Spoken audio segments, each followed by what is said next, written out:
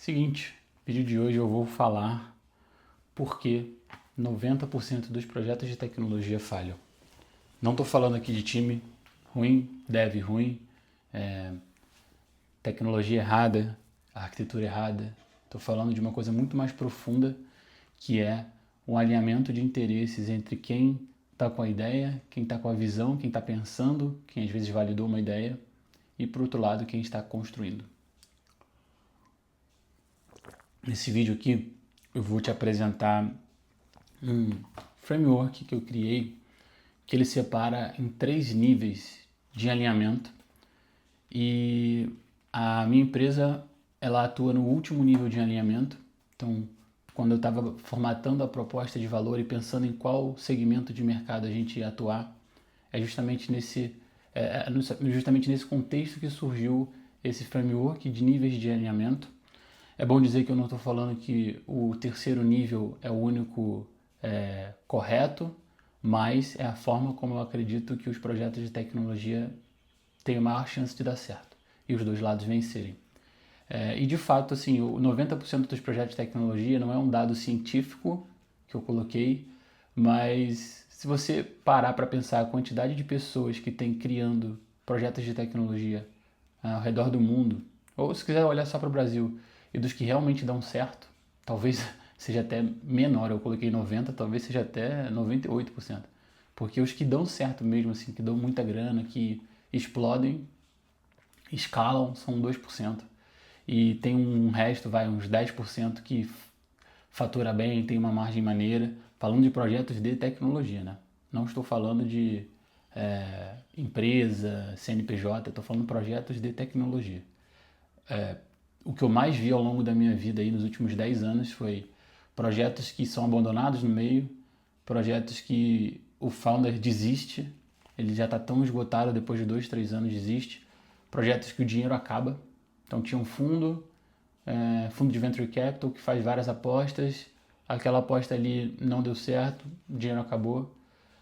Projetos que gastam muito tempo e dinheiro correndo atrás do próprio rabo. Então, é basicamente sobre isso o vídeo. O framework é um elemento de 3 níveis. Ele conversa um pouco com outro vídeo que eu gravei aqui, que fala sobre por que eu odeio software house. Porque eu odeio o modelo de software house, modelo assim de agência, né? Software house / agência, mas como eu estou no segmento de tecnologia, eu tenho propriedade para falar de tecnologia.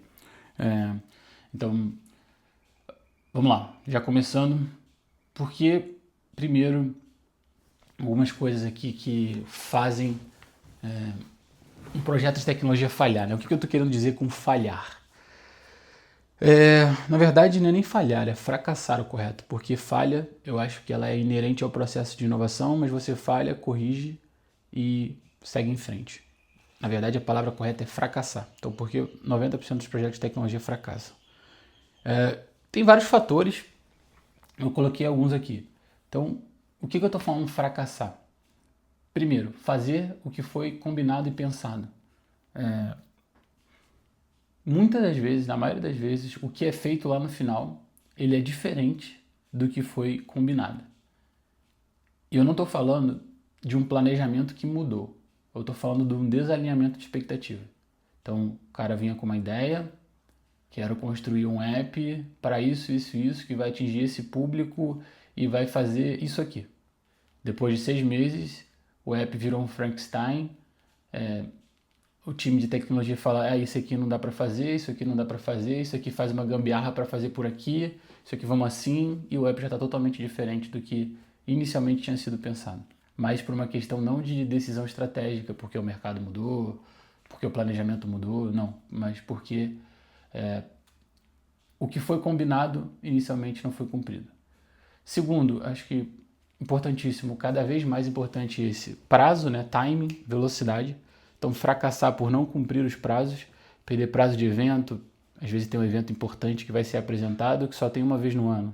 Não cumprir esse prazo, só ano que vem. Não cumprir prazo de go-to-market, demorar muito. E às vezes tem uma tese que está forte e o seu app poderia ser lançado dentro daquele momento forte de mercado, você perde a onda, você perde a liquidez, você perde tudo. E escalar. Você pode contratar um time interno, contratar um freela, contratar uma software house. Você pode receber o seu app no papel ali perfeito, então faz o download na Apple Store, bonitinho, funciona. Mas quando dá 1000 usuários, ele não aguenta. Ele cai, ele fica lento, seu projeto vai fracassar. Se você não tiver o alinhamento nível 3, vai fracassar. E aí, eu trouxe até um exemplo de um projeto real que ano passado quase veio para nossa mão, não veio, mas de um app nesse modelo, no modelo de software house, que uma outra software house entregou, mas ele não passava nem do primeiro usuário. Mas vamos lá. Então, o cenário hipotético aqui. Fundador, uma pessoa ali que está criando um projeto com a demanda validada. Essa demanda validada, muitas das vezes, ela não necessariamente é já de um projeto de tecnologia, de alguma automação, de um app. Às vezes, essa demanda validada ela vem de um processo manual. Às vezes, a pessoa está fazendo já há um ano, fazendo dinheiro de uma forma manual, basicamente processualizando um fluxo. Então, tem um fluxo de emissão de dívidas, por exemplo. Emissão de dívidas. E basicamente o que essa pessoa faz, ela manualmente organizou um fluxo estruturado onde ela já sabe tudo que ela precisa no input e ela dá esse output ali documental para a empresa estar pronta para captar uma dívida em 5 dias. E isso porque ele criou um processo, criou um método e já tem ali bonitinho como que ele faz isso. Às vezes as empresas, pelo resultado, elas pagam por isso. Então a pessoa já está com uma demanda validada, demanda de eficiência na produção de documentos para emissão de dívida e paga para essa pessoa fazer isso. Mas ela não necessariamente tem tecnologia envolvida. Ela está fazendo tudo manualmente. Então existe esse caso também. Ou pode ser um MVP já. Aí pode ser um MVP validado, que é o cenário mais hipotético. Que as pessoas... Mais hipotético não. Cenário mais comum na cabeça das pessoas, tá? Mas esse cenário de MVP com tecnologia não é mais comum no mundo real. O mundo real é processo manual, operação que roda com pessoas fazendo, e essa operação dá dinheiro, e aí essa pessoa tem uma demanda validada e ela fala, bom, agora eu estou pronto para ser mais eficiente, quero ser mais eficiente. E aí eu vou envolver tecnologia no meu processo.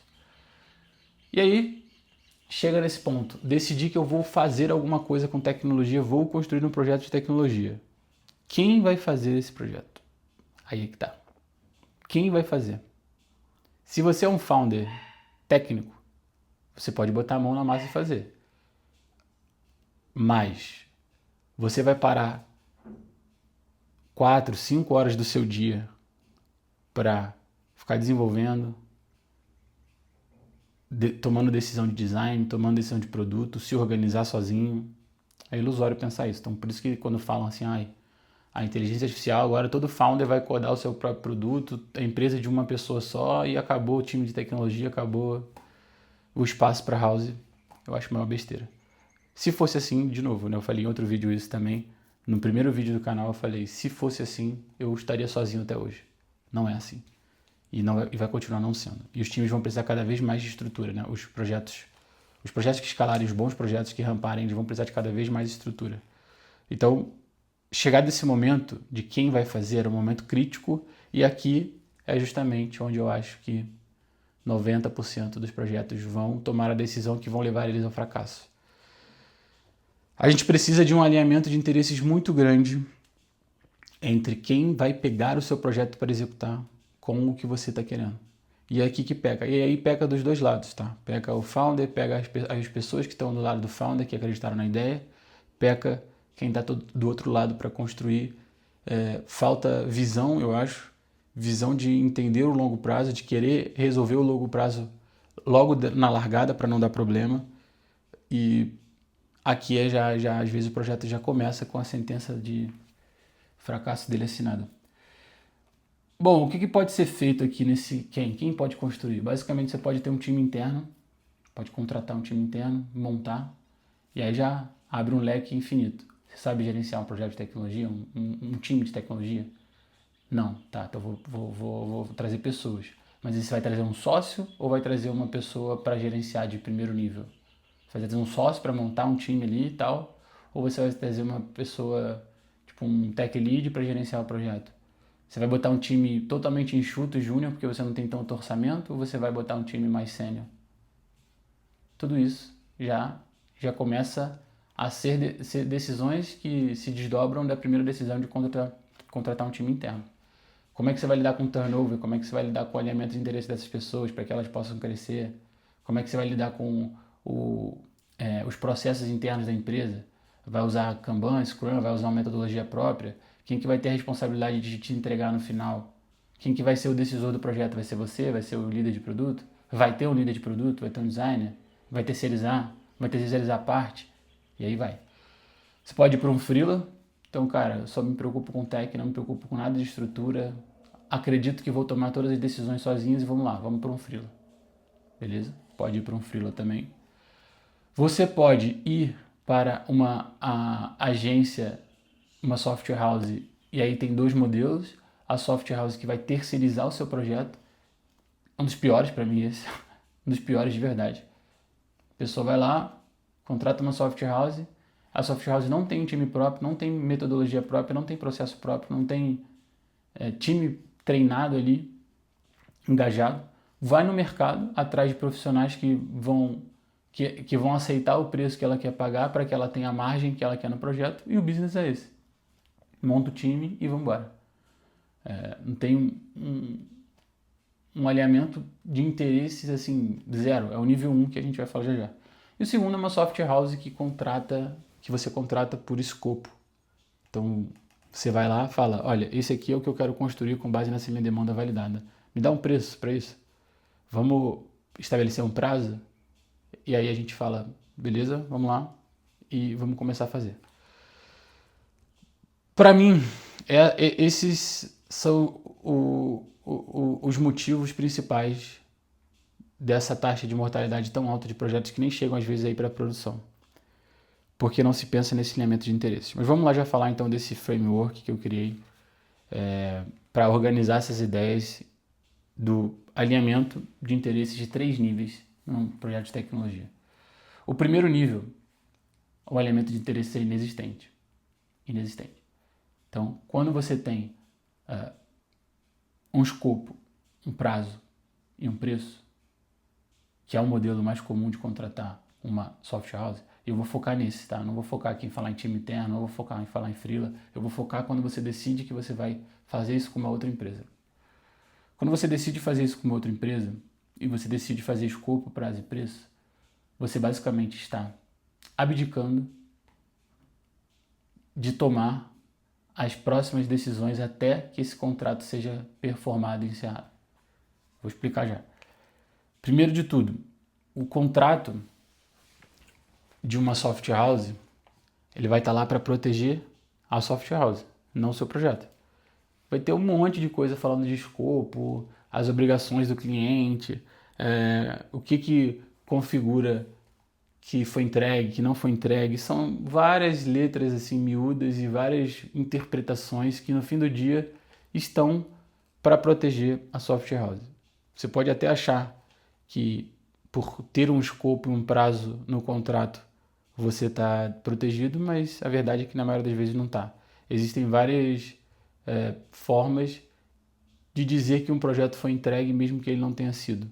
Ou de postergar prazos e culpar o cliente por atrasos, por uma falta de uma pequena informação, um atraso num retorno, coisas assim que são comuns em contratos de software house.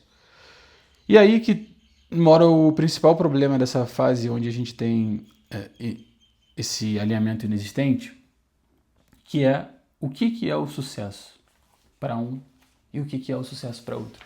Quando a gente fala de alinhamento de interesses, é que se eu tenho sucesso, o meu sucesso é isso aqui, eu vou percorrer um caminho para atingir o que eu acredito que é o sucesso e eu vou fazer de tudo para percorrer aquele caminho. Se o seu sucesso é isso aqui, você vai fazer de tudo para percorrer esse caminho. Ou seja, os dois sucessos têm que estar alinhados para que o caminho, os dois estejam alinhados. Senão vai um para um lado e um para o outro. E por isso que eu chamo esse primeiro nível de escopo, prazo e preço sem alinhamento nenhum. O alinhamento não existe. Por quê? Qual que é o sucesso para a software house? Limpar backlog, cumprir o escopo, performar o contrato, te entregar aquele backlog e receber. Receber o que tinha para receber. Foi 10 tasks que você pediu? Eu não quero saber se essas tasks vão ter um impacto nenhum no teu produto. Eu não quero saber se vai ter impacto no teu usuário, eu não quero medir. Eu quero fazer o mais rápido possível para receber o mais rápido possível e aumentar a minha margem. É isso que eu quero. No menor tempo possível, com o menor custo possível para aumentar a minha margem. Te entregar e tchau. É isso que eu quero. Esse é o sucesso. É por isso que esse nível 0, né? Ele não existe alinhamento. Nível 1, sei lá. Não existe alinhamento. Vou padronizar em nível 1, nível 2 e nível 3. Porque às vezes eu falo nível 0, às vezes eu falo nível 1, mas vamos lá. O nível 1 não existe. Não, é melhor nível 0. Não existe, é nível 0. Melhor, gostei. Então, o sucesso para software house é esse. Por isso que não existe alinhamento. Qual que é o sucesso para o founder, para o dono do projeto? Para aquele cara que teve aquela demanda validada, que ele já ganhava dinheiro fazendo aquilo de modo manual. Era resultado, ser mais eficiente, era você fazer aquilo com menos custo, mais rápido, gerar mais valor para o cliente dele. No exemplo que eu dei, ele vai as empresas que contratam, então se ele faz em 5 dias, no exemplo que eu dei, essa organização dos contratos, ele vai fazer em 3, em 2, ele vai poder pegar mais clientes. Esse era o objetivo. Não era limpar backlog, não era fazer as tasks. Que às vezes, no primeiro momento, ele pensou em algumas tasks, mas que não, algumas funcionalidades, né, que não necessariamente vão ter impacto. E se você, desde o início do primeiro dia, você vai lá, coloca isso no contrato, você mesmo está se ferrando. Por isso que eu estou falando. Muitos processos já assinam a sentença de fracasso na assinatura do contrato, antes de começar. Você não sabe se vai ser a funcionalidade A, B ou C que vai fazer o seu cliente ter aquele momento que ele fala, nossa, que legal, esse projeto, esse app aqui me ajuda. Você não sabe, a verdade é essa. Nem eu sei, tá? Também não sei. A gente precisa testar, iterar, fazer o produto, botar na rua. A gente precisa disso. Só que os alinhamentos não estando... o alinhamento de incentivos não estando pronto, não estando bem formulado, não vai funcionar. Por isso que esse nível 0 para mim, não funciona. A software house vai fazer o quê? Se o escopo mudar, se você entender que você tem uma nova oportunidade, se você entender que aquilo que você tinha pensado inicialmente, na verdade, você mudou de ideia, o que a software house vai fazer provavelmente? Ela vai brigar para não fazer e vai tentar te convencer de que você está errado. Vai tentar te convencer de que você está errado, vai tentar não fazer, e se fizer, vai fazer de mau grado. Não vai fazer tão satisfeito assim. Porque se eu tinha pensado no orçamento, no escopo, e você começa a mexer nisso, eu começo a mexer na minha margem, começo a mexer, às vezes, em outro projeto que já está entrando, que eu já tinha planejado para já estar terminando o teu, para já estar te entregando. E aí você vai ficando com o teu projeto lá, parado, sem ninguém olhar para ele. Tem projeto aqui na House que a gente combinou, a gente costuma pegar projeto com escopo fechado só uma vez, né? A gente chama de projeto sob demanda. É assim, para conhecer a gente confia tanto na nossa entrega, que para conhecer, eu sei que o mercado está tão viciado em comprar isso, então para conhecer a nossa entrega, a gente faz o primeiro contrato sob demanda. Então só um, para depois você ir para o nosso contrato de Squad as a Service. Mas é só uma vez, só um projeto sob demanda. Mas a verdade é que a gente, mesmo que coloque o escopo, se o cliente mudar, a gente aceita, porque esse é o nosso modelo de trabalhar e a gente faz tudo que a gente já entrega no nível nosso de alinhamento 2, que é o nível de alinhamento estratégico, mas a gente coloca o escopo lá porque às vezes é o que o cliente quer e a gente, 100% das vezes, o cliente fica mais satisfeito, porque depois que ele vê acontecendo, vê a gente falando um não com base em fundamento técnico, vê a gente aceitando mudar prazo, aceitando mudar escopo, ele vai ficando confortável e entendendo a diferença da proposta de valor. Mas enfim, se o escopo mudar nesse nível de alinhamento 0, é isso que vai acontecer, o software house não vai gostar, vai perder margem, o fornecedor não vai gostar. O cliente que começa a questionar muito é o que? É o cliente chato. Nossa, esse cliente chato. O protótipo ele não aprovou. Ai, vamos ter que fazer de novo. Deixa eu ver. E essa funcionalidade, essa fonte ele não gostou, ele quer mudar. E aí fica aquela cultura, nossa, o cliente é muito chato, o cliente é muito chato. Não, cara, o projeto é do cliente. Quem sabe como ele quer fazer é o cliente, é o fundador que está pensando, que está lá com o cliente dele, com o usuário dele na ponta vendo. Então se ele está falando que tem que mudar isso aqui, que tem que mudar isso ali, é porque ele está enxergando alguma coisa, não é porque ele é chato. Então isso dentro da house não existe. O cliente tem que pedir, eu falo, peça para mudar o tempo todo. Peça para mudar. Que é devolver a soberania do projeto para os founders, né? Mas eu falo isso depois. Então, vamos lá. Projeto termina formalmente. Missão cumprida para a software house. Entreguei, limpei o backlog. Graças a Deus, minha margem está garantida. Tchau. E a missão para o founder só começou. Se eu fiz uma MVP e eu te entreguei, a missão do founder acabou de começar. Não terminou. Porque agora você vai para o mercado. Agora você vai começar a botar esse projeto na rua, em produção. E aí, sozinho, sem time de tecnologia, sem gente ali para te dar um suporte, uma orientação de como avaliar, de como medir, de como mudar. Sem gente ali pronta para dar uma resposta rápida para os seus usuários. Não, mas eu contratei um suporte por 6 meses. Contratou um suporte por 6 meses, um suporte de verdade? Ou você vai pagar 10% do contrato ali pelos 6 meses e vai ficar naquela briga? SLA, outra briga que começa, né? É porque o time ele já está focado em outro projeto. E tem aquele projeto ali que a gente tem que dar suporte por mais 6 meses. Vamos lá, que ninguém mais quer mexer. Então, a missão cumprida para um lado e a missão para o outro só começando. Então, percebe como tem um desalinhamento gigantesco de interesse? Por isso que eu falo que não existe nem alinhamento. Por isso que é o nível 0. Vamos lá. O último ponto desse é o risco todo é do founder. Todo, 100%. Porque você contratou, o contato foi performado, aquele backlog foi limpo, você pagou, acabou. O software house já recebeu, acabou. E se o projeto der errado, que esse dinheiro que você investiu, acabou, foi embora. Ou seja, o risco de perder tempo, dinheiro é todo do founder. Isso quando não tem fundo ou investidores envolvidos. Aí o risco se torna maior ainda. Vamos para o nível 1, né, que é o nosso segunda casa aqui de alinhamento. Que é quando você começa a fazer o quê? Alinhar o contrato a algumas metas e resultados. Já é bem melhor, já existe um mínimo de um alinhamento que não existe no nível 0. Show de bola. Você já começa a alinhar um alinhamento de resultados. Um alinhamento de resultado mesmo. Mas ele tem problemas que também podem levar o projeto ao fracasso. E o problema maior deles é o alinhamento, ele é muito focado no curto prazo. E isso pode gerar resultados artificiais que não garantam a sustentabilidade do projeto no longo prazo. E o nível 3, que eu já vou falar depois, é pensando sempre no longo prazo. Eu estou aqui na House pensando sempre no longo prazo, nos próximos 5, 10 anos. Quero estar nos projetos que vão ser os projetos vencedores nos 5, 10 anos, nos próximos 5, 10 anos. Então a House é o projeto de tecnologia das empresas que vão vencer nos próximos ciclos. Esse é o meu grande objetivo, que vão ser as empresas top vencedoras nos próximos ciclos. Não amanhã, não depois de amanhã.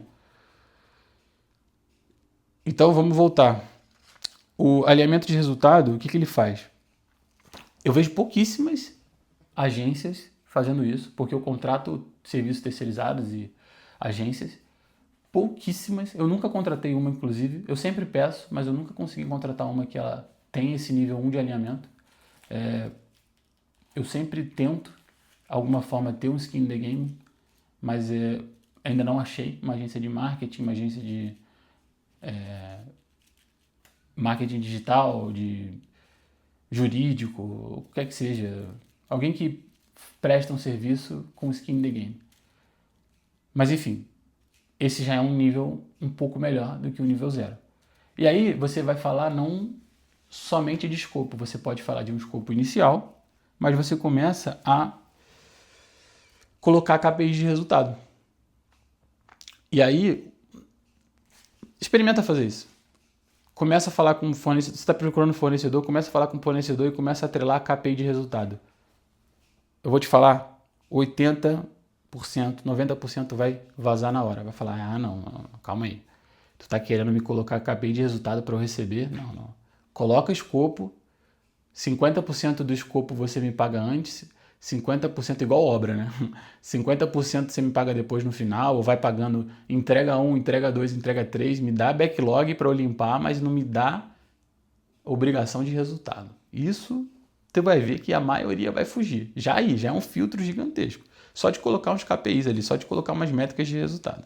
Mas vamos lá. Então você está buscando aqui um alinhamento de o cara vai ganhar mais, ele vai ganhar se ele atingir esse resultado. Você vai colocar um bônus, um multiplicador, não sei. Não estou falando para zerar custo, eu não sou maluco. A gente tem um custo fixo na house também, eu não sou louco. Estou falando para alinhar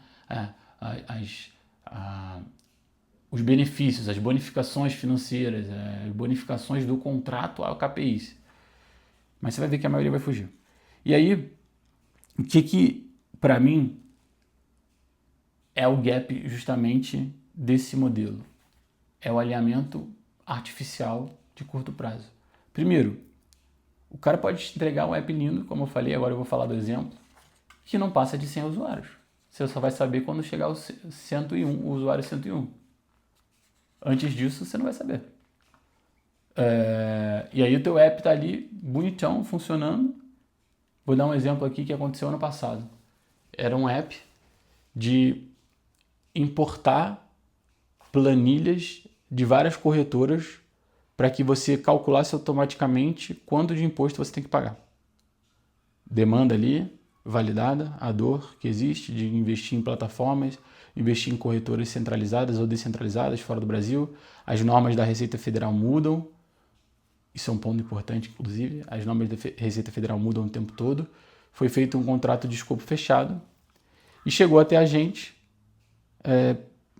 esse projeto para a gente tentar pegar ele e salvar.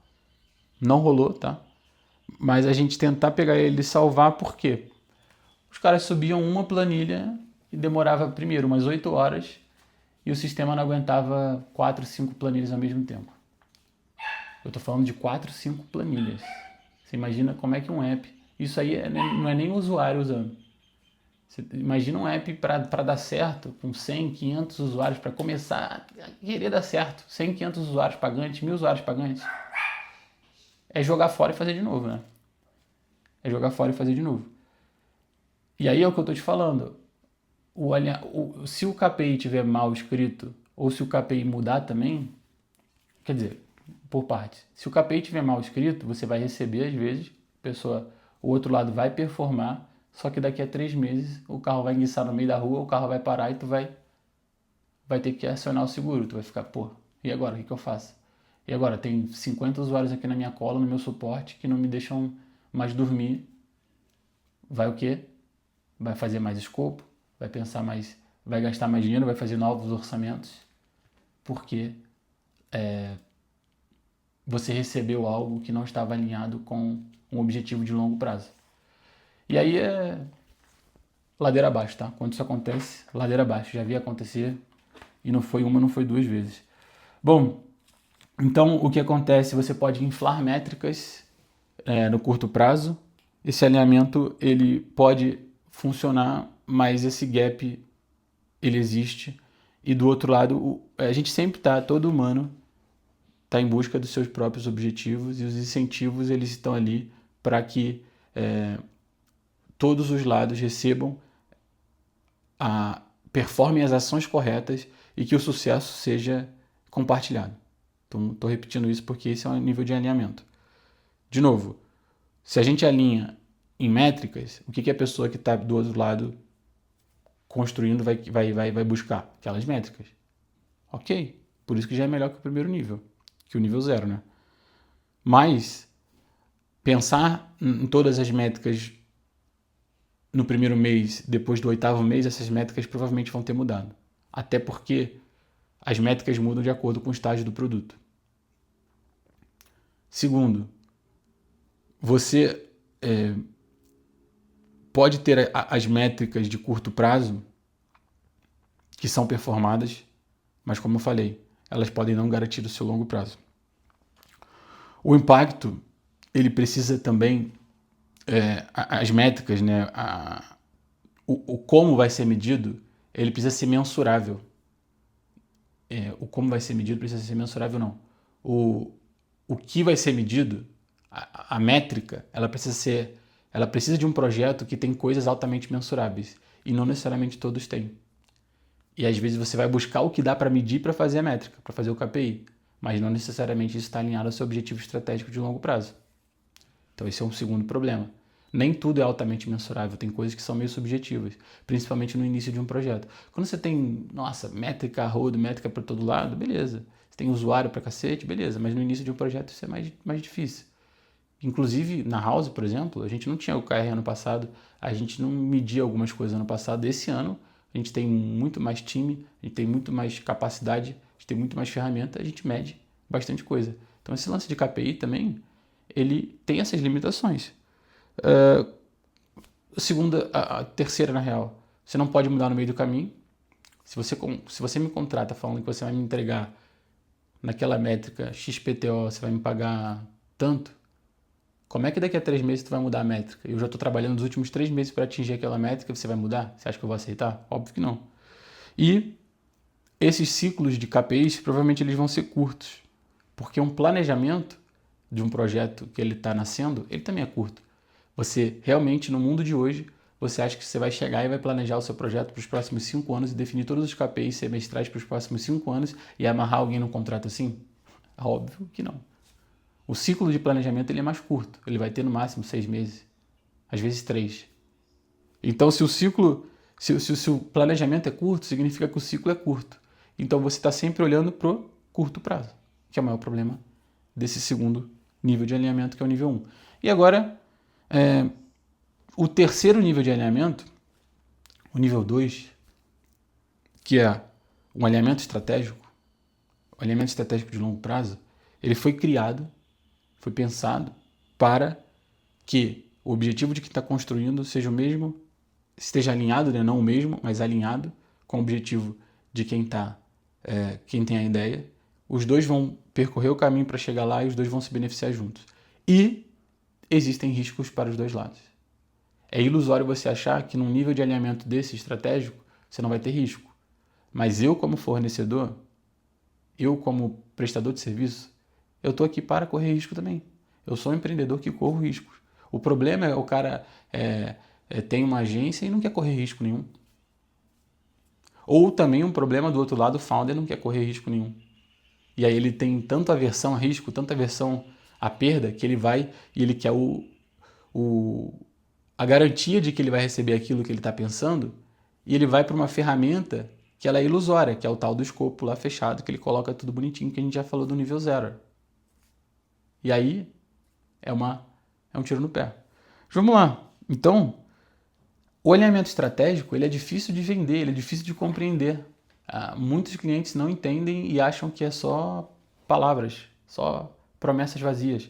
Mas eu tenho inúmeros áudios e depoimentos, depois de 4, 5 meses, o cliente fala, olha, realmente é como se eu tivesse um sócio de tecnologia. E eu não estou falando que eu sou o único capaz de fazer isso. Não estou falando que a House é a única empresa do mundo que faz isso. Eu não conheço outra, mas eu não estou falando isso. Estou falando de um nível de alinhamento que ele é possivelmente performado por qualquer pessoa que acredite nisso também. Aqui não existe promessa de resultado. Não existe uma promessa de eu vou te entregar isso aqui anotado no contrato. Existe uma promessa de uma responsabilidade estratégica junto com o founder. Calma que eu vou explicar o que é isso. Essa responsabilidade estratégica é basicamente dizer, eu vou te dizer não quando eu achar que isso é pior para o projeto. Eu vou ser sincero com você quando eu achar que você está com ideias que são ruins. E por outro lado, você vai ter que confiar que eu não estou falando isso para aumentar a margem do meu time, mas que eu quero que o seu projeto dê certo. E como uma pessoa técnica em tecnologia, eu estou falando um não no sentido de proteger o projeto e querer que ele dê certo no longo prazo. Porque o meu incentivo está alinhado. Porque eu vou me beneficiar disso. Como que a House se beneficia de projetos que dão certo no longo prazo? Se o projeto dá certo, significa que ele vai ter um faturamento maior, um número de usuários maior, e o projeto vai precisar cada vez de mais estrutura.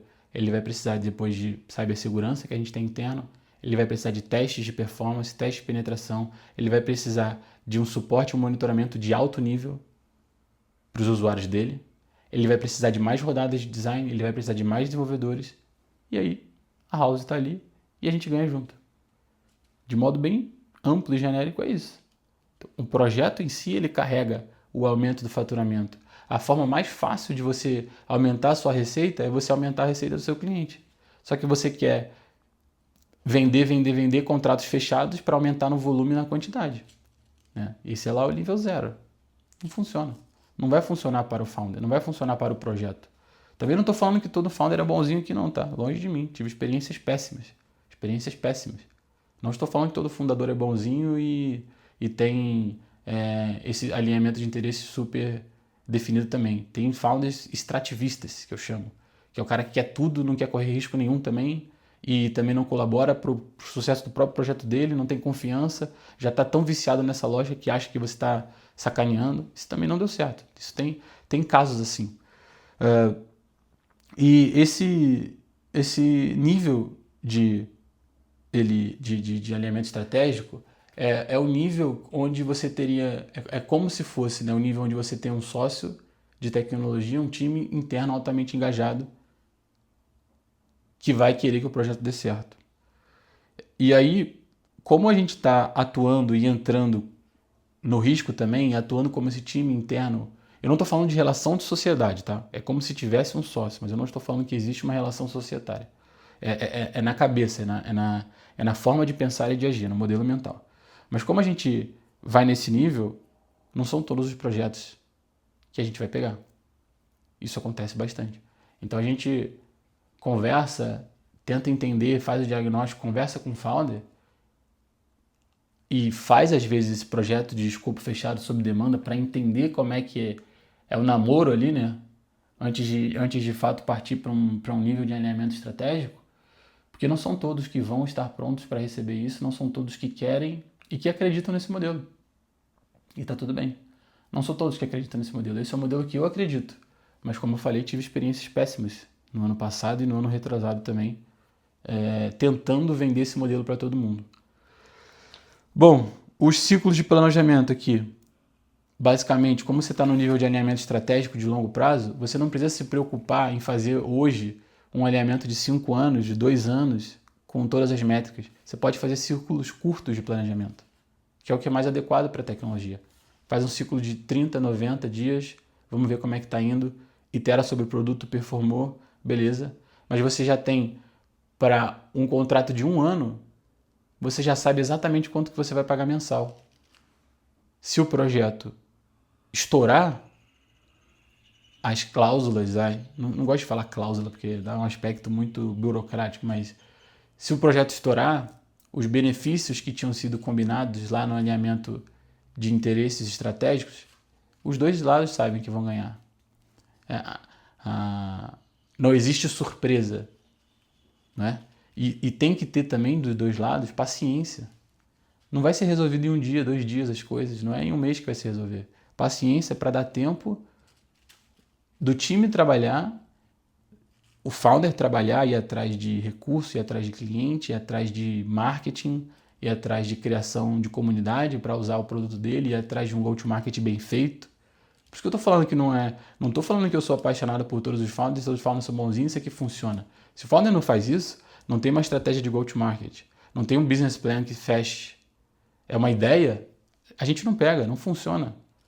Não funciona porque não adianta também só um lado desses dois lados do alinhamento estratégico, só um lado está fazendo, só um lado está alinhado e acreditando nisso, não adianta. Então, se não tem uma boa estratégia de go-to-market, se não tem um bom business plan, se não tem um bom decisor, se não tem uma pessoa com boas ideias, não vai funcionar. Não vai funcionar. Esquece. E aí, as perguntas, elas deixam de ser, dá para fazer isso, dá para fazer aquilo, Mas o que move o teu ponteiro agora? O que a gente fazendo agora resolve os principais problemas aí no curto prazo, mas que eles não são desalinhados com os objetivos de longo prazo? Vamos fazer um MVP? Vamos fazer. Mas vamos fazer um MVP já pronto para escalar? Sem ficar também de over-engineering, sem ficar pensando demais em coisa lá na frente, mas vamos fazer uma estrutura boa que a gente, quando for precisar bater 10 vezes mais usuários, 50 vezes mais usuários, a gente vai trabalhar de novo nele. Porque no tempo que a gente precisa soltar o MVP, não dá tempo para preparar o projeto para 100 mil usuários. E nem é o caso, nem seria o caso. Mas já vamos deixar pronto. Já vamos deixar estabelecido o que a gente vai fazer. Vamos resolver os próximos 90 dias do projeto. Primeiro objetivo é receita. É testar alguma coisa para o B2C. Você é B2B, quer testar alguma coisa para o B2C? Vamos testar. Mas vamos fazer um plano de curto prazo, avaliar o resultado e decidir se a gente segue ou não. E não tentar já planejar os próximos 6 meses para amarrar isso num contrato. Não tentar já definir todos os KPIs, mesmo que a gente não saiba se eles movem os ponteiros corretos. E para fechar esse terceiro nível de alinhamento aqui estratégico, que é o nível 2, então a gente tem o nível 0, que é o falta de alinhamento de estratégico, né, que é o primeiro. O segundo da escada é o nível 1, que é o alinhamento de resultados. E o terceiro nível da escada ali é o nível 2, que é o alinhamento estratégico. Cara, isso é muito coisa de desenvolvedor, né? Minha cabeça de desenvolvedor é foda. Começando do zero, isso não vai fazer sentido para ninguém, só para mim. Então, comecei do zero, porque é o primeiro algarismo. E aí eu tô falando toda hora nível 1, 2 e 3, nível 0, 1, 2. Enfim, desculpa por isso. Depois desse vídeo eu vou decidir qual que vai ser de fato os níveis e eu vou parar de ficar toda hora falando nível 0 e nível 1. Mas vamos lá. Para isso funcionar, o que a gente precisa? 4 coisas. Alinhamento de risco, como eu falei. Os dois lados vão correr risco. O que a gente faz na house, tá? O nosso contrato é altamente, extremamente flexível, a ponto de vários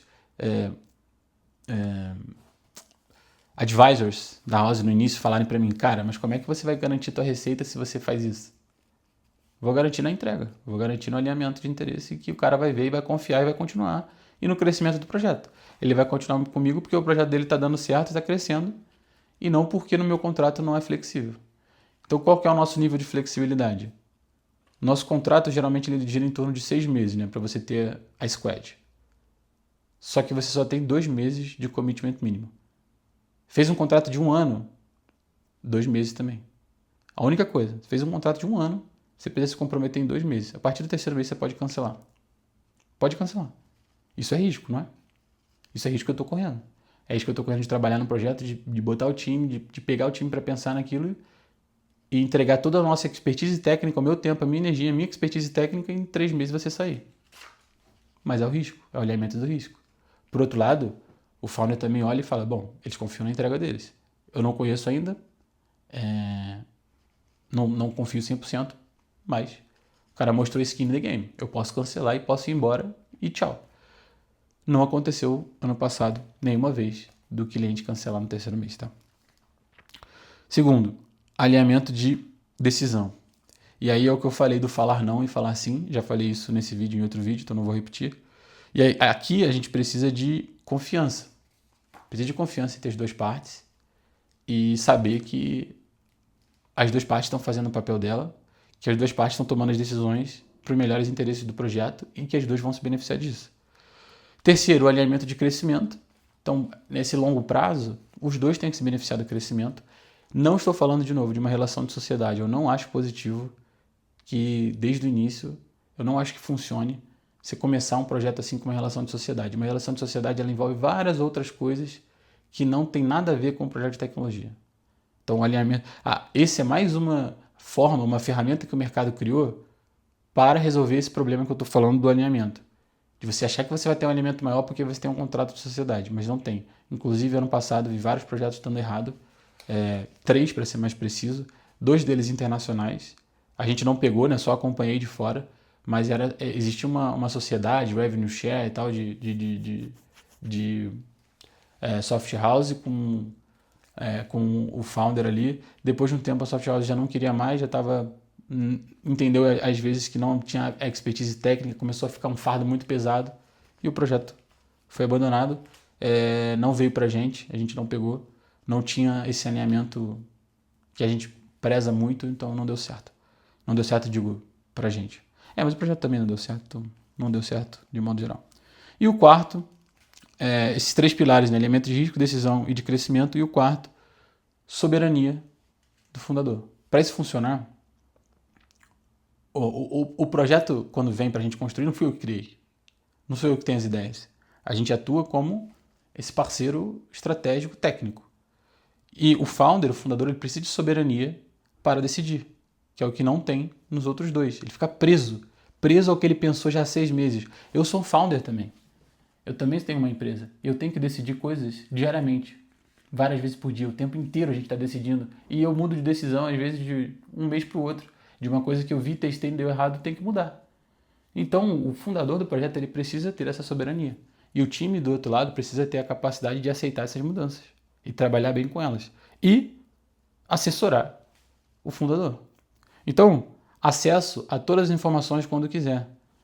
Vê se o teu time interno ou tua soft house te dá todas as informações. Eu estou fazendo uma pergunta genuína. Pergunta. Eu quero acessar todas as informações do projeto, eu quero acessar a documentação, tudo que foi produzida, eu quero o planejamento dos próximos 15 dias, eu quero acessar quais são as testes que já foram feitas, eu quero acessar como que está sendo feito, a arquitetura. Pede isso. Vê se você tem. Acesso a tudo. Literalmente acabar com essa ideia de caixa preta, né? Putz, eu nem sei o que está acontecendo lá na tecnologia. Não. Vem saber. Quer saber? Se não quiser, tudo bem também. Não tem problema. Mas quer saber? Vem cá, a gente mostra, a gente explica, a gente faz um tour aqui pela nossa cozinha. Acesso ao time. A gente tem um grupo no WhatsApp com o nosso time. Acesso ao time que está construindo, falar com as pessoas, falar com o Product Manager, falar com o Product Designer, falar com os devs. Quantas software houses fazem isso? Às vezes elas blindam, protegem todo o time e colocam uma pessoa ali responsável, um CS, ou uma pessoa só um PM, porque aquele time ele está trabalhando o dia inteiro para 6 projetos. Nem tem a clareza. Ele recebe teste que ele executa, nem tem uma clareza de pensar, de conversar com o cliente. Mas o nosso, todos os devs que trabalham, todo o time que trabalha, infraestrutura, cibersegurança, ele está disponível para conversar. E assessorar, né? A assessoria de montar relatórios e informações gerenciais para tomar as melhores decisões. Então, esse vídeo ficou um pouco mais longo, porque também é um assunto que eu venho me debruçando há muito tempo e pensando sobre ele, então tem muita coisa para falar. E é por isso tudo que eu acho que a maioria dos projetos morrem, e às vezes muitos deles morrem já na assinatura do contrato, já assinam sua sentença de fracasso. Eu de verdade não acredito que todo projeto está pronto para esse nível de alinhamento no alto nível. Não acredito. Alguns ali eles vão precisar do nível 0 e vai funcionar. As pessoas que estão envolvidas também nem todas estão prontas para isso, mas é isso que eu acredito. Bom, e foi isso que fez a minha empresa dar certo até agora, e é dessa forma que a gente acredita que tem que funcionar. Então é isso. Se você concorda, se você não concorda, se você já viu exemplos disso, deixa eu saber de alguma forma, comenta aí. E é isso. Até o próximo vídeo. Tamo junto. Valeu.